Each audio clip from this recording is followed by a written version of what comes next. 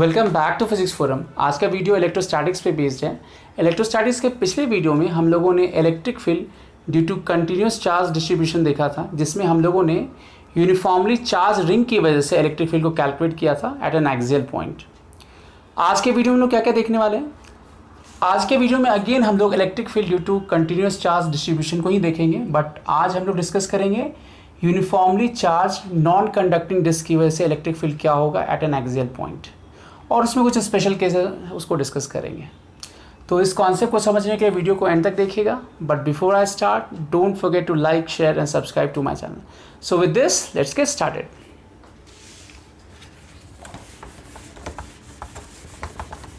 तो हम लोग देखते हैं कि इलेक्ट्रिक फील्ड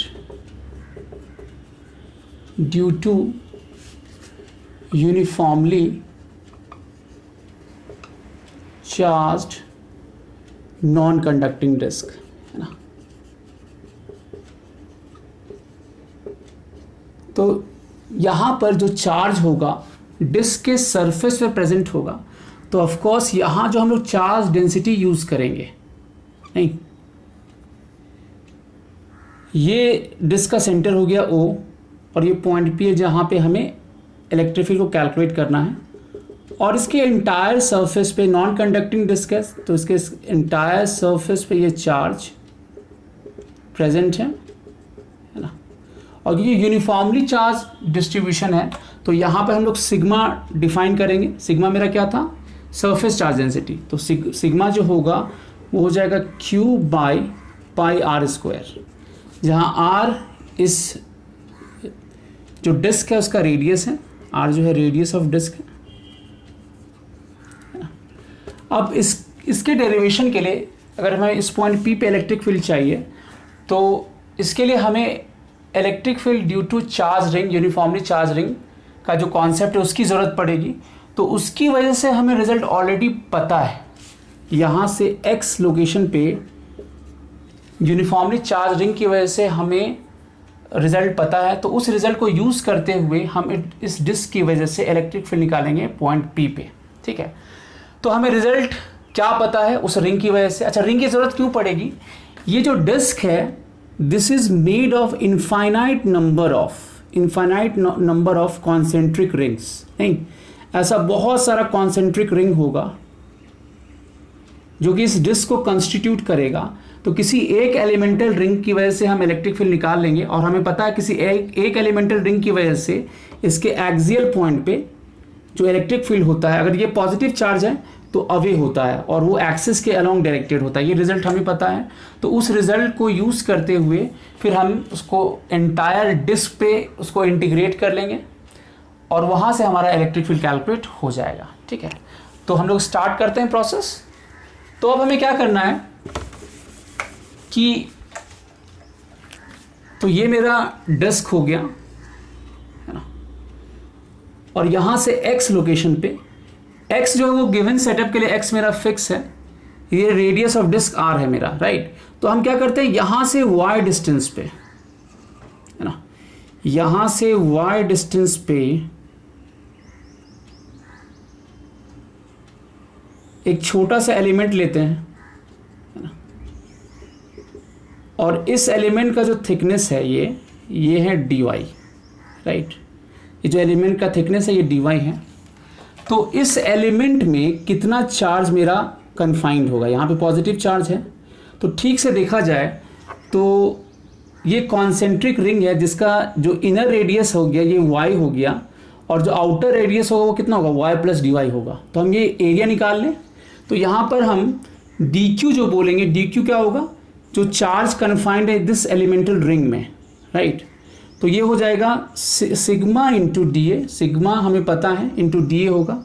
डी ए कौन सा एरिया हो? ये जो एलिमेंटल रिंग का जो एरिया है ये, जो कि y और y plus d y thickness के बीच में है, राइट। तो डी ए हम लोग क्या लिख सकते हैं? डी ए जो होगा वो होगा pi into y plus d y इसका whole square minus pi y square. नहीं, जैसे यहाँ पर अगर हम देखें तो एक थिकनेस y है और दूसरा जो है ये हो गया y प्लस dy, ये थिकनेस dy है, तो कितना एरिया इसमें कन्फाइंड होगा? नहीं, तो ये y plus d y outer area हो गया माइनस इनर एरिया, तो ये इंटायर एरिया आ जाएगा। सो पाई कॉमन ले लें, इसको एक्सपैंड करें तो y square plus 2y d y plus d y square minus y square होगा। ये वाई स्क्वायर कैंसिल आउट हो जाएगा। अब यहाँ पर अगेन अप्रॉक्सीमेशन लगेगा कि डी वाई मेरा ऑलरेडी बहुत स्मॉल है, तो डी वाई स्क्वायर जो होगा और भी ज़्यादा स्मॉल हो जाएगा।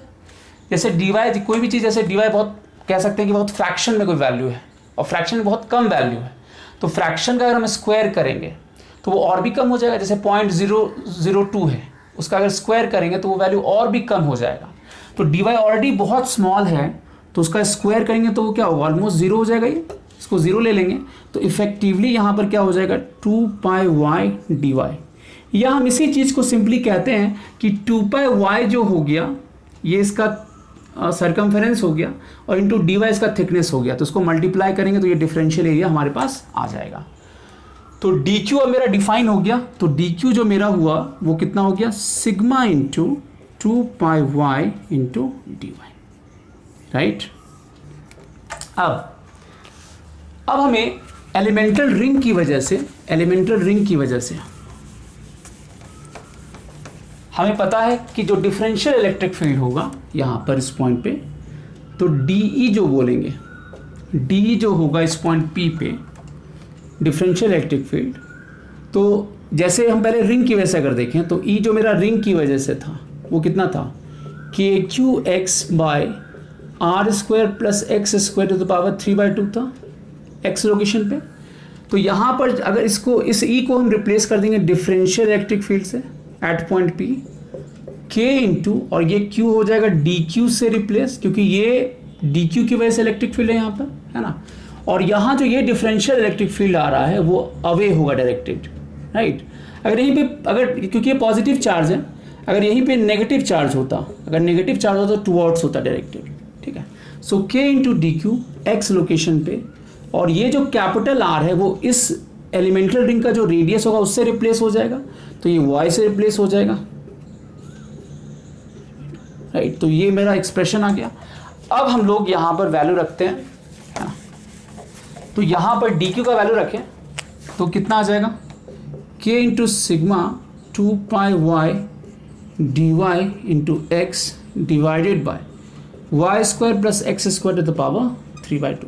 जितना कांस्टेंट टर्म है उसको एक साथ कर लेते हैं, तो के सिग्मा 2 पाई एक्स ये सारा कांस्टेंट है, और इधर बच गया y d y by y square plus x square to the power 3/2।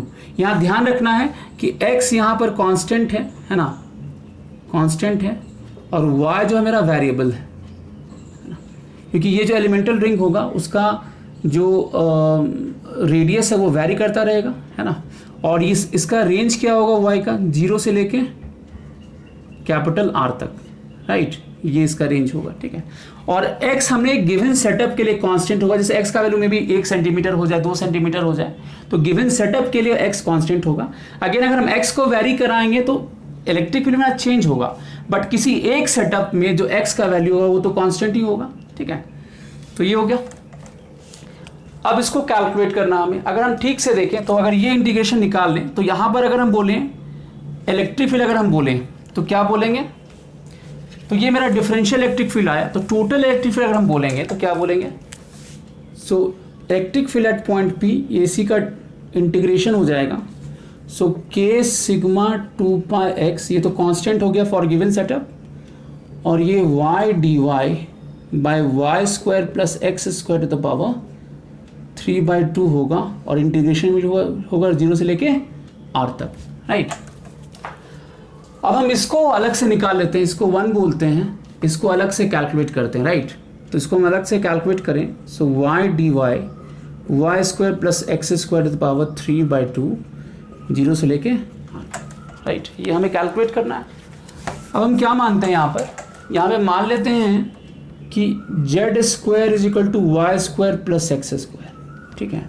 अब इसको दोनों तरफ हम क्या करते हैं, y के रेस्पेक्ट में डिफरेंशिएट कर देते हैं, तो यहाँ पे क्या करेंगे d z square by d y, यहाँ डिफरेंशिएट करेंगे तो ये कितना हो जाएगा 2y हो जाएगा अगर y के रेस्पेक्ट में डिफरेंशिएट करेंगे, और ये तो 0 होगा क्योंकि ये कांस्टेंट है, गिवन सेटअप के लिए कांस्टेंट है। अब d z square by d y है, तो यहाँ पर अगेन चेन रूल लगा दें, by d z into d z by d y, नहीं तो 2y हो जाएगा। अब ये वैल्यू कितना हो जाएगा 2z नहीं into d z by d y is equal to 2y हो गया। अब ये 2 कैंसिल आउट हो गया। So z d z y d y के इक्वल हो गया। मतलब सिंपली यहाँ पर हम वाई डी वाई को रिप्लेस कर देंगे जेड डी जेड से, और y square plus x square को किससे रिप्लेस करेंगे जेड स्क्वायर से। बट ध्यान ये रखना है कि अगर हमने ये क्योंकि डी वाई में इंटीग्रेशन हो रहा था, अब ये डी जेड में हो रहा है, तो जो लिमिट भी होगा वो भी डी जेड में होना चाहिए, मतलब जेड के रेफरेंस में होना चाहिए। तो वो हम लोग चेंज कर सकते हैं। जब एक्स वाई का वैल्यू जब जीरो था, जब वाई मेरा जीरो था तो इसमें वैल्यू रख दें तो जेड का वैल्यू एक्स हो जाएगा, और जब वाई का वैल्यू आर होगा, जो लास्ट रिंग बनेगा वो आर पे बनेगा, तो यहाँ पे आर होगा तो जेड का वैल्यू कितना हो जाएगा root under r square plus x square हो जाएगा। नहीं तो यहाँ पर ये जो इंटीग्रेशन लिमिट होगा ये एक्स से लेके root under r square plus x square हो जाएगा, राइट। अब यहाँ से ये x से लेके root under r square plus x square हो गया, और यहाँ ठीक से देखिए तो ये कैंसिल आउट हो गया, ये जेड क्यूब है, ये ऊपर जेड है, तो D z by Z square. अब इसका इंटीग्रेशन हम लोग निकाल लेते हैं, राइट। तो अब हम लोग क्या करेंगे, तो यहाँ से इसका जो इंटीग्रेशन है ना, तो यहाँ से आई जो होगा D z by Z square होता है -1 बाय जेड, और कहाँ से कहाँ तक x से लेकर root under r square plus x square. तो जब अब यहाँ पे नेगेटिव साइन तो पहले लोअर लिमिट रख देते हैं फिर अपर लिमिट रख देते हैं, राइट। नहीं तो ये फ्लिप हो जाता है ना, नेगेटिव साइन है तो पहले lower limit minus upper limit, तो इतना हो जाएगा। अब ये जो वैल्यू है ये हम 1 में रख देते हैं। सो पुट 2 in 1, नहीं so put 2 in 1, so put 2 in 1, तो कितना हो जाएगा EP जो होगा वो होगा k सिग्मा 2 पाई x है ना into 1 by x minus 1 by root under r square plus x square, नहीं ये हो जाएगा। तो यहाँ से फर्दर यहाँ से अगर वैल्यू रखें, अब यहाँ पर 1/4 पाई एप्सिलॉन नॉट हो गया k का वैल्यू है ना, ये सिग्मा हो गया इंटू 2 पाई, और ये जो x इसको अंदर ले आते हैं तो x by x minus x by root under r square plus x square.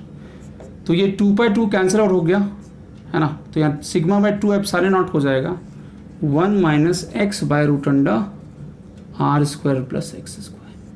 तो ये आ गया मेरा इलेक्ट्रिक फील्ड का वैल्यू एट लोकेशन x, ठीक है, क्लियर है। तो फाइनल जो इलेक्ट्रिक फील्ड का वैल्यू होगा इस डिस्क की वजह से वो इतना होगा sigma by 2 epsilon naught into 1 minus x by root under r square plus x square होगा, और ये एक्सिस के अलॉन्ग डायरेक्टेड होगा, और पॉजिटिव चार्ज है तो अवे डायरेक्टेड होगा, नेगेटिव चार्ज है तो टुवर्ड्स डायरेक्टेड होगा। जैसे हमने यहाँ पे राइटवर्ड का पॉइंट लिया है, हम सिमिलरली इस तरफ भी ले सकते हैं, लेफ्ट का भी पॉइंट ले सकते हैं, तो मैग्नीट्यूड जो इलेक्ट्रिक फील्ड का वो सेम ही होगा अगर इधर का पॉइंट होगा, बट इलेक्ट्रिक फील्ड क्या होगा इस तरफ डायरेक्टेड हो जाएगा, लेफ्ट की तरफ डायरेक्टेड हो जाएगा, डायरेक्शन जस्ट रिवर्स हो जाएगा, ठीक है, बट मैग्नीट्यूड जो होगा एक्स के लोकेशन पे वो सेम ही रहेगा। तो सिमेट्रिकल केस ही है यहाँ पर, है ना। अब यहाँ पर स्पेशल केसेस देखते हैं हम लोग, है ना। तो इलेक्ट्रिक फील्ड हमारे पास आ गया, अब स्पेशल केसेस क्या क्या हैं। पहला केस है केस 1 कि अगर x is very very large as compared to r, नहीं अगर x का वैल्यू बहुत लार्ज है तो यहां पर क्या होगा सिग्मा बाय, तो ये हम लोग देख रहे हैं स्पेशल केसेस है ना, स्पेशल केसेस,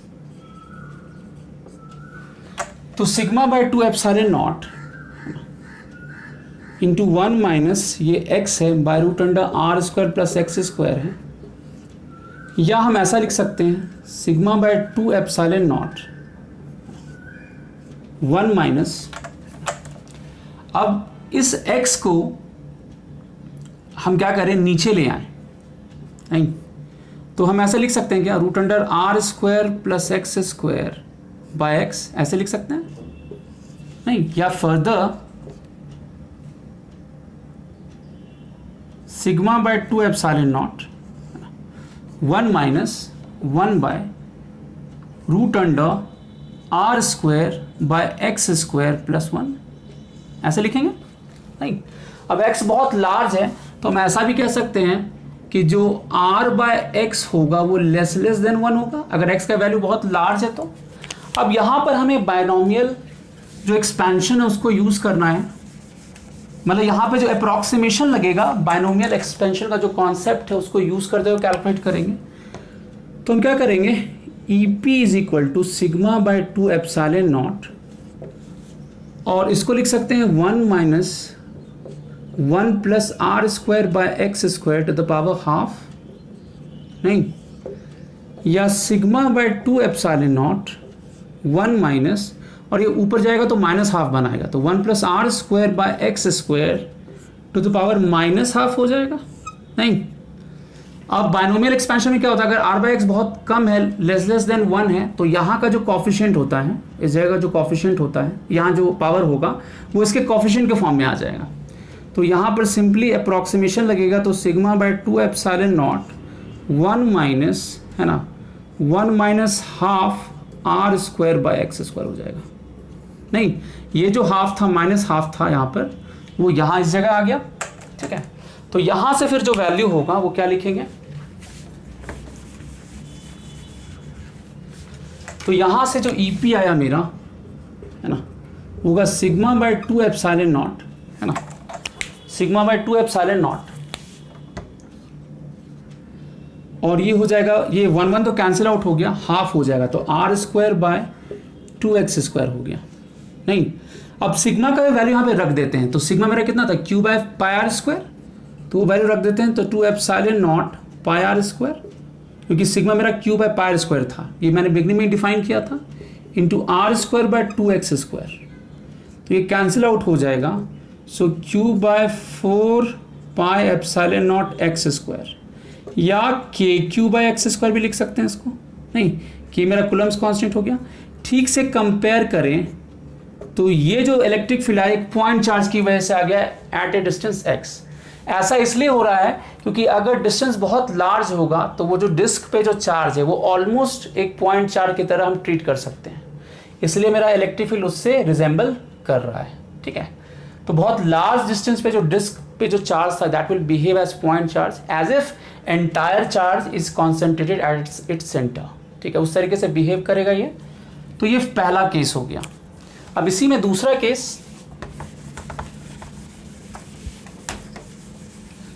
केस है जो कि बहुत इंपॉर्टेंट है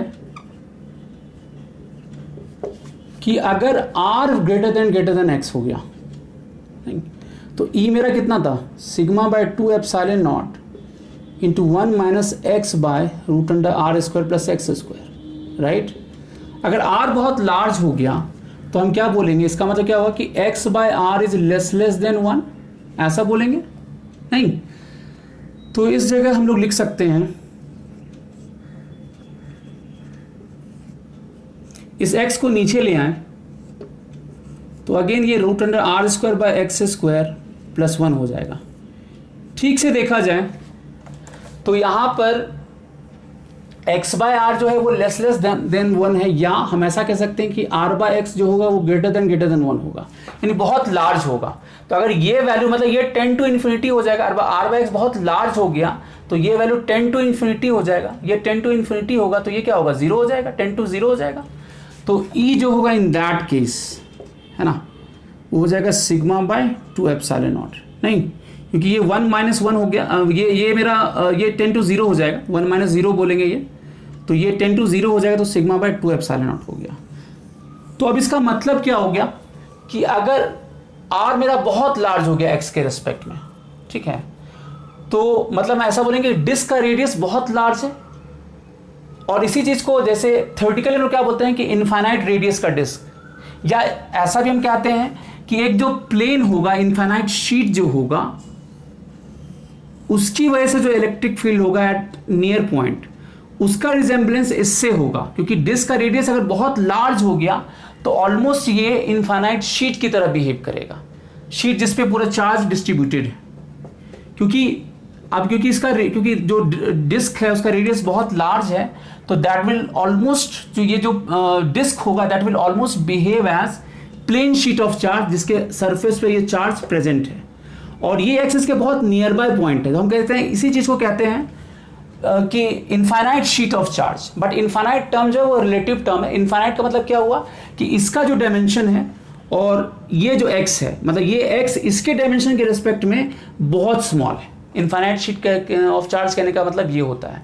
तो इस केस में, इस स्पेशल केस में, जो disc infinite radius of disc जो होगा that will behave as infinite sheet of charge, और उसके नियर बाय पॉइंट पे, नियर बाय पॉइंट मतलब कि जो पॉइंट बहुत क्लोज है वहां पर जो इलेक्ट्रिक फील्ड होगा वो कांस्टेंट आ जाएगा, नहीं ये कांस्टेंट आ जाएगा। बट कंडीशन इसमें क्या है कि ये r का जो वैल्यू है, मतलब ये जो x होना चाहिए r के रेस्पेक्ट में बहुत स्मॉल होना चाहिए। तो या तो इनफाइनाइट रेडियस ऑफ डिस्क ले ले या इनफाइनाइट शीट ऑफ चार्ज की वजह से अगर हम बोले, तो यहां से x के लोकेशन पे जो कि इसके बहुत नियर बाय पॉइंट है वहां पर इलेक्ट्रिक फील्ड का वैल्यू कांस्टेंट हो जाता है। ठीक है, इस चीज को हम लोग आगे का टॉपिक जो गॉस लॉ है वहां भी डिस्कस करेंगे। ठीक है, तो वहां पर हम लोग गॉस लॉ की हेल्प से बताएंगे। बट यहां पर अगेन हम लोग इस तरीके से इसको कह सकते हैं, with the help of disc इस रिजल्ट को कह सकते हैं कि नियर बाय पॉइंट पे इनफाइनाइट रेडियस का जो चार्ज डिस्क होगा उसकी वजह से इलेक्ट्रिक फील्ड का जो वैल्यू होगा वो कांस्टेंट होगा। और अगेन इनफाइनाइट टर्म जो वो रिलेटिव टर्म है, वो एक्स के रिस्पेक्ट में बताया जा रहा है। अगर आर जो है इसके रिस्पेक्ट में बहुत लार्ज हो गया तो हम उसको कहेंगे कि ये इनफाइनाइट रेडियस का या इनफाइनाइट शीट ऑफ चार्ज है, राइट। तो उसकी वजह से जो फील्ड होता है वो कांस्टेंट हो जाता है एट नियर बाय पॉइंट। ठीक है, तो ये सेकंड स्पेशल केस हो गया। अब यहाँ पर एक और इंटरेस्टिंग रिजल्ट है जो कि डिस्कस करना चाहिए, वो है कि अगर हम x का वैल्यू यहाँ पे 0 रख दें, ठीक से अगर देखें तो मेरे पास जो E का वैल्यू जो मेरे पास आया वो आया है sigma by 2 epsilon not 1 minus x by root under r square plus x square. नहीं, at x is equal to 0 पे अगर हम देखें तो फील्ड का वैल्यू आ रहा है sigma by 2 epsilon not. But intuitively हमें ये लगता है कि जो डिस्क के सेंटर पे होना चाहिए, जैसे रिंग के केस में हुआ था, तो डिस्क के सेंटर पे जो इलेक्ट्रिक रिंग केस जो हमने देखा था, सेंटर पे जो इलेक्ट्रिक फील्ड था मेरा क्या था, 0 आया था। नहीं, तो यहां पर इंट्यूटिवली हमें क्या लगता है कि इसके सेंटर पे जो इलेक्ट्रिक फील्ड होना चाहिए वो 0 होना चाहिए। बट यहां पर जब वैल्यू रखते हैं तो वो value sigma by 2 epsilon not आता है, राइट। एक्चुअली क्या है, ठीक से कहा जाए तो ये जो हमारे पास जो इलेक्ट्रिक फील्ड का जो वैल्यू आया है ये x is not equal to 0, इस पे वैलिड नहीं है, मतलब सेंटर पे ये वैलिड नहीं होगा। एक्चुअली यहां पर 0 पे डिसकंटिन्यूटी होता है इलेक्ट्रिक फील्ड में। ठीक है, जैसे हमने देखा कि इसके नियर बाय पॉइंट पे, जैसे यहां पे कोई दूसरा पॉइंट लेते हैं, लेट से पॉइंट P लेते हैं, तो इसके जो कि बहुत नियर बाय पॉइंट है, ये जो x है ये बहुत नियर बाय पॉइंट है, मतलब x is very very less than as compared to r। तो हमने देखा कि इस पॉइंट पे जो इलेक्ट्रिक फील्ड है वो सिग्मा बाय 2 एप्सिलॉन नॉट होता है। ठीक है, फिर जैसे जैसे आगे बढ़ेंगे तो क्या होगा, फिर फील्ड का जो वैल्यू है वो मेरा फिर चेंज होता रहेगा। ठीक है, बट अगर x बहुत स्मॉल है तो ये फील्ड ऑलमोस्ट कांस्टेंट होता है। बट सेंटर पे क्या होता है, सेंटर पे जो फील्ड होगा वो 0 ही होगा, है ना। तो ये जो हमने इक्वेशन लिखा ये x इज इक्वल टू 0 पे वैलिड नहीं होगा, क्योंकि x इज इक्वल टू 0 पे फील्ड का वैल्यू 0 होगा। अगर थोड़ा सा भी इधर शिफ्ट होते हैं, सेंटर के किधर भी शिफ्ट हो जाए, चाहे राइट वर्ड शिफ्ट हो लेफ्ट वर्ड शिफ्ट हो, तो वहां पर जो फील्ड का वैल्यू होगा वो सिग्मा बाय 2 एप्सिलॉन नॉट होगा, वो कांस्टेंट होगा। उसके बाद अगर लार्ज डिस्टेंस है x का तो फिर वो चेंज होता रहेगा, राइट। तो सेंटर पे यहाँ पर ये सेंटर के लिए वैलिड नहीं होगा ये जो इक्वेशन है, मतलब x is equal to not 0 होना चाहिए यहाँ पर, है ना। और नियर बाय पॉइंट पे जो होगा इलेक्ट्रिक फील्ड वो सिग्मा बाय 2 एप्सिलॉन नॉट होगा। ठीक है, तो ये यहाँ पर इस चीज को ध्यान रखना है, राइट। तो आज के वीडियो के लिए इतना ही। इलेक्ट्रोस्टैटिक्स के नेक्स्ट वीडियो में हम लोग इलेक्ट्रिक फील्ड पे बेस्ड प्रॉब्लम को डिस्कस करेंगे, जिसमें पॉइंट चार्ज पे भी बेस्ड प्रॉब्लम होगा और जो कंटिन्यूस चार्ज सिस्टम है उस पर भी बेस्ड प्रॉब्लम होगा। तो अभी तक जैसे हमने कंटिन्यूस चार्ज डिस्ट्रीब्यूशन में लाइन ऑफ चार्ज की वजह से देखा था, मतलब लाइन लीनियर चार्ज डेंसिटी की वजह से हमने एग्जांपल देखा, फिर हमने सरफेस चार्ज डेंसिटी की वजह से देखा। अब इसमें एक वॉल्यूम चार्ज डेंसिटी रह गया है जो कि मैं गॉस लॉ में डिस्कस करूंगा, क्योंकि वहां पर हमें सिमेट्री भी चाहिए होती है। ठीक है, तो मैं वहां पर डिस्कस करूंगा। इलेक्ट्रोस्टैटिक्स के नेक्स्ट वीडियो में हम लोग इलेक्ट्रिक फील्ड अभी तक जो भी हमने देखा है पॉइंट चार्ज और जो कंटिन्यूस डिस्ट्रीब्यूशन चार्ज देखा है उस पे बेस्ड प्रॉब्लम को डिस्कस करेंगे। ठीक है, तो मिलते हैं अगले वीडियो में। Till then take care, good bye.